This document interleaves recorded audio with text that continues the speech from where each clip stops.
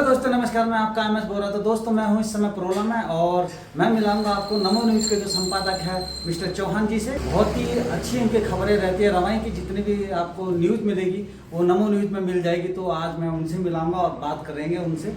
चौहान जी, आपका बहुत बहुत स्वागत है एमएस बोरा ब्लॉग में। तो आप क्या कहना चाहोगे एमएस बोरा ब्लॉग के बारे में? बोरा जी, पहले मैं आपका बहुत बहुत धन्यवाद करता हूँ। आपने जो सम्मान दिया मुझे, आप बार बार फोन भी करते रहते हैं हमें इधर उधर से, और हम आपको देखते रहते हैं, तो हम आपके बहुत आभारी हैं। पूरी फैमिली वॉच करती है मेरी, आपको आपके ब्लॉग देखती है, और ये मेरा सौभाग्य है कि आप मेरे पास आए हैं। तो बहुत अच्छा लगा आज आपको मिलकर। बहुत दिनों बाद, वैसे मुलाकात बहुत दिनों बाद हो रही है हमारी, तो वैसे हम नाते रिश्तेदार भी हैं। तो ये आज की मुलाकात मतलब बहुत खुशी हो रही है आपको आज अपने पास देख के। धन्यवाद आपका। तो चौहान जी, जो आपके न्यूज़ है ना, मुझे न्यूज़ भी बहुत अच्छा लगता है और मैं आपके न्यूज़ को देखता हूँ। जो उसमें आप लोकल न्यूज़ देते हैं ना, बहुत ही अच्छे से आप उस खबर को प्रकाशित करते हैं और जानकारी भी देते हैं लोगों के बारे में। बहुत अच्छा लगता है। देख बोरा जी, जब हम न्यूज बनाते हैं ना, तो हमारी टैगलाइन ये है कि दिल की गहराइयों से देते हैं हम न्यूज। जब हम किसी विषय पे न्यूज बनाते हैं तो हम अपना नफा नुकसान नहीं देखते हैं, क्यों ये देखते हैं कि समाज का हित हो। और अगर समाज का हित हो रहा तो इस तरह की कंटेंट में क्रिएट ही नहीं करता हूँ जो समाज के हित में नहीं है। तो क्या होता है कि हम बड़ी मेहनत करते हैं किसी भी विषय पर, चाहे वो किसी पता घटना घटना। मैं आपको याद दिला दूँ, पिछले वर्ष जब यहाँ पे एक तथाकथित लव जिहाद चल रहा था, सारी मीडिया, दिल्ली तक की मीडिया आई थी उस लव जिहाद को कवरेज करने के लिए, तो हम बराबर मैसेज दे रहे थे कि भाई कोई लव जिहाद नहीं है, कोई जिहाद नहीं है, और कोई इस तरह का घटनाक्रम नहीं, छावनी बन गया था यहाँ पर। उस न्यूज़ को आपने बहुत अच्छे से कवरेज करा था। बिल्कुल। तो मैंने उसको कवरेज दिखाया, मैंने कहा कुछ है ही नहीं, और मैंने तमाम जो मुस्लिम बेखौफ होके घूम रहे थे उस वक्त उनको कवरेज करके उनको दिखाया अपने में कि अगर ये मुस्लिमों के खिलाफ कोई लव जिहाद है तो ये कैसे घूम रहे सड़कों पे। मैंने ये भी कहा था कि किसी को खरोच तक नहीं आए तो कैसा आंदोलन नहीं है। तो सबसे पहले मैं आपको एक चीज बता दूं कि दोस्तों, जो नमो न्यूज के संपादक हैं मिस्टर चौहान जी, बिल्कुल सीधे साधे, इनका जीवन भी सीधा है और इनके जो विचार होते हैं बहुत ही अच्छे विचार हैं इनके।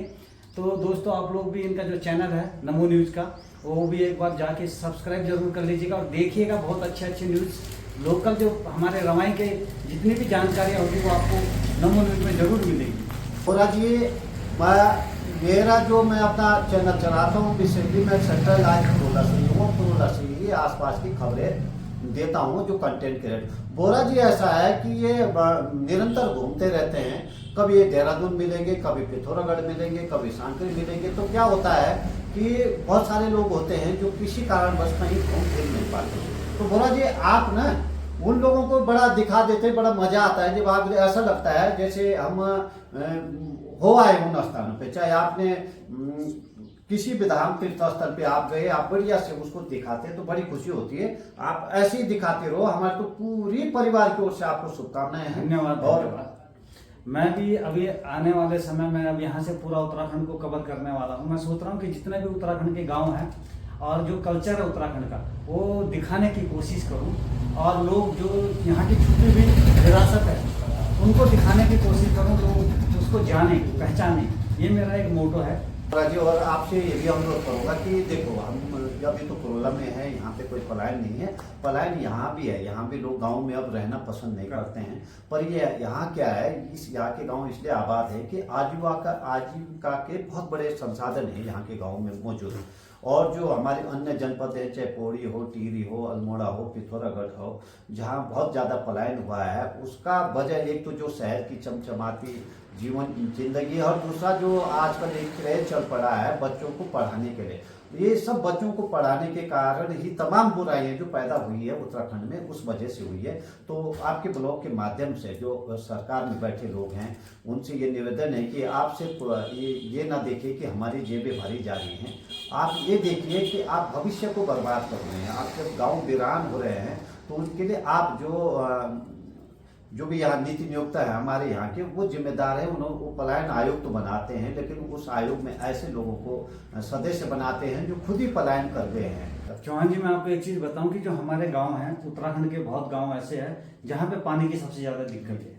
अगर गांव में पानी पहुंच जाए, अगर सरकार पानी पहुंचाने के लिए बाध्य होना पड़े सरकार को, तो उसमें भी एक विकल्प हमारे पास बहुत चीजें है। क्योंकि अगर खेती करनी है तो उसमें पानी की आवश्यकता जी जरूरी है। बिल्कुल। मैं इस समय बात कर रहा हूँ कि पानी पहुंचाने के लिए एक जल जीवन मिशन चला है सेंट्रल गवर्नमेंट ने, जो कि पूरी तरह मिशन में बड़ी खामियां थी और भ्रष्टाचार का अड्डा बन गया था। दूसरी बात है कि उद्देश्य जो खेती के लिए है, तो खेती के लिए तमाम योजनाएं चलाई गई, चाहे जलागम के माध्यम से चाहे किसी के, लेकिन वो सब भ्रष्टाचार में चली गई। वो मतलब जिन्होंने योजना लाई उनका उद्देश्य ही नहीं था कि लोगों को बेनिफिट मिले। तो दोस्तों मैं आपको एक चीज बता दूं, हमारे चौहान जी का जो मेन मोटो है वो है भ्रष्टाचार, क्योंकि भ्रष्टाचार से ही सारी दिक्कतें हो रही है, इस वजह से इसमें सारी समस्या आ रही है। अगर भ्रष्टाचार ना हो, अच्छे से काम करा जाए तो गांव का विकास हो सकता है, पलायन को रोका जा सकता है। तो आपने MS बोरा ब्लॉग में देखा कि हमें चौहान जी से मुलाकात करके बहुत ही अच्छा लगा। तो फिर नए शख्स से मुलाकात करेंगे। Okay bye. धन्यवाद। नमस्कार।